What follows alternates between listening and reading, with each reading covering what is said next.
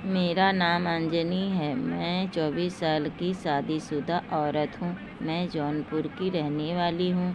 मेरी शादी पिछले साल ही हुई थी। कुछ दिन पहले की बात है।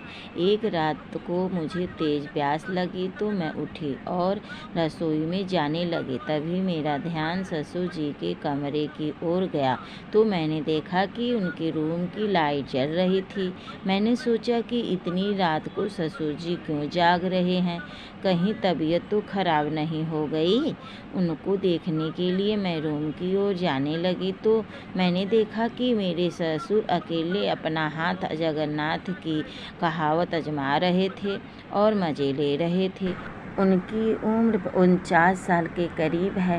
उनकी लंबाई 5 फीट 11 इंच है। मेरी सास की मृत्यु बहुत समय पहले हो गई थी। इसी वजह से ससुर जी सास की याद में काफ़ी ताव लगा रहे थे। वो आंखें बंद किए लगातार काम किए जा रहे थे। यह नज़ारा देखकर मैं तो सन्न रह गई। उन्हें ऐसे देखकर मेरे अंदर की ख्वाहिश जागने लगी। फिर मैं रसोई में पानी पीकर अपने कमरे में गई। अब मुझे भी यह मज़ा चाहिए था। मैंने पति को जगाया और कोशिश करने लगी। काफ़ी देर तक मैंने कोशिश की लेकिन वह नींद में थे, इसलिए वह थोड़ी देर में उठे और फिर बस 5 मिनट में ठंडे होकर सो गए। फिर कुछ दिन बाद मेरे पति ने कहा कि मैं जॉब के लिए मुंबई जाने वाला हूँ। वह कहने लगे कि पहले वह वहाँ पर जम लेंगे और उसके बाद मुझे भी वहाँ बुला लेंगे। लेकिन मुझे यह सोचकर परेशानी हो रही थी कि मुझे पति के बिना पति का सुख कैसे मिलेगा। फिर मेरे पति मुंबई चले गए। उनके जाने के बाद मेरा मन सूना हो गया। 1-2 दिन तो मैंने किसी तरह सब्र किया, लेकिन धीरे धीरे मेरे सब्र का बार टूटने लगा। फिर ससुर जी मेरे दिमाग में घूमने लगे, क्योंकि मैं ससुर जी की वो सब करते देख चुकी थी और जब मैंने देखा था तब से मैं ससुर जी के बारे में सोचती रहती थी। मैं उनसे खूब मज़े करना चाहती थी। इसके लिए मैं उन्हें आकर्षित करने के लिए न्यू जालीदार साड़ियाँ खरीद लाई, क्योंकि वह मेरा गोरा बदन देख सके और मुझे प्यार करने के लिए तरस जाए। एक दिन मैं अपने कपड़े बदल कर आ गई और मैंने वह नई जालीदार साड़ियाँ पहनी।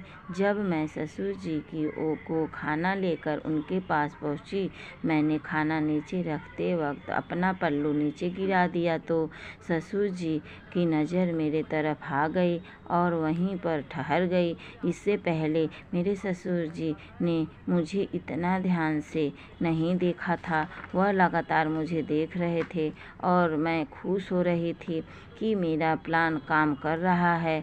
वह यह भी कोशिश कर रहे थे कि मुझे उनकी नज़र के बारे में पता ना चले, इसलिए बार बार नीचे नज़र कर लेते थे।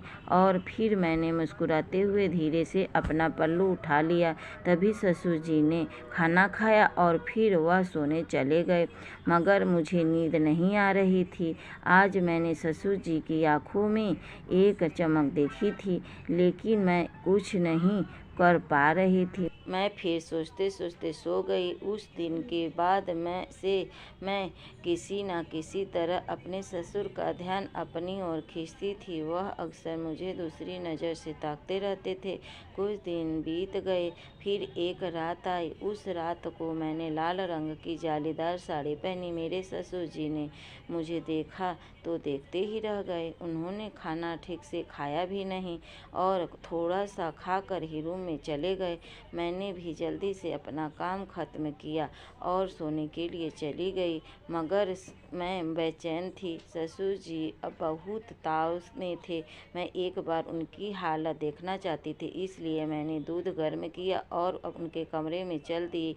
मैंने देखा कि वह गुस्से में बड़बड़ा रहे थे। उनके बाद मेरा दरवाज़ा खटखटाया तो वह संभल गए। उनके माथे का पसीना आ गया था। मैंने उनकी ओर देखा और उनकी हल्की सी मुस्कान दे दी और शर्माती हुई गिलास को उनके बेड के पास रख दिया। और तभी मैं जाने लगी तो ससुर जी ने मुझे पकड़ लिया और बोले, कुछ देर बैठ जा बहू। मैं बोली, जी आप क्या कर रहे हैं पापा, यह सब ठीक नहीं है। इस बात पर उनको बहुत गुस्सा आ गया और मेरा हाथ अपनी ओर खींच कर मुझे अपने पास लिटा लिया और बोले, जब से तेरा पति गया है तभी से तेरे नाटक देख रहा हूँ, आज तेरी सारी नौटंकी दूर कर दूंगा। यह कहकर उन्होंने मुझे लिटा लिया और मेरे करीब आ गए।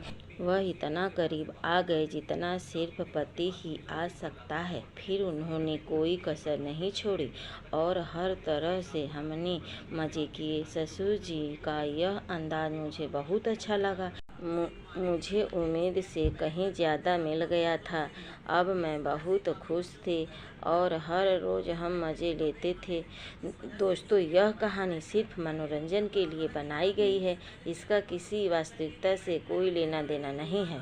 आपको हमारी यह कहानी कैसी लगी, हमें कमेंट करके ज़रूर बताएं। अगर आपको हमारी यह कहानी अच्छी लगी हो तो वीडियो को लाइक और चैनल को सब्सक्राइब करें। Thank you.